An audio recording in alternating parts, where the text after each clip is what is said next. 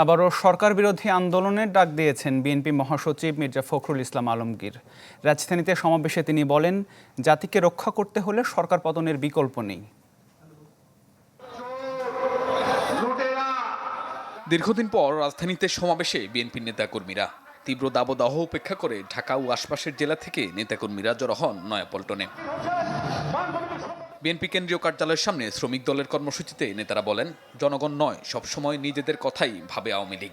অভিযোগ করেন, বিএনপি নেতাকর্মীদের জেলে দিয়ে স্মার্ট বাংলাদেশ করেছে তারা। আমাদের একটি মাত্র কথা, বাংলাদেশ স্বাধীন হয়েছিল গণতন্ত্রের জন্য।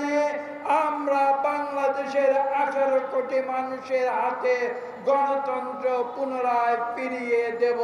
বিএনপি নেতা কর্মীদেরকে সাজা দিয়ে আজকে সরকার স্মার্ট হয়ে গেছে, কিন্তু সরকার বাস্তবে কোনো স্মার্টনেস বাংলাদেশে আনতে পারে নাই।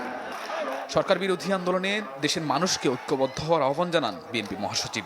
বলেন, দেশের গণতান্ত্রিক অধিকার ধ্বংস করাই সরকারের বড় অপরাধ। এখন আর আমাদের চুপ করে বসে থাকলে চলবে না, আমাদেরকে জেগে উঠতে হবে।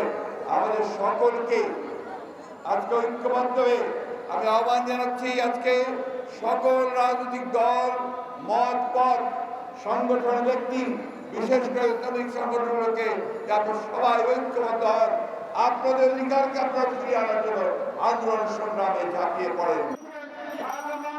সমাবেশ শেষে শোভাযাত্রা করে দলটি। এটি কাকরাইল, বিজয়নগর, ফকিরের পুল, আরামবাগ মোড় ঘুরে ফের নয়াপল্টনে এসে শেষ হয়। শাহনেওয়াজ বাবলু, চ্যানেল 24, ঢাকা।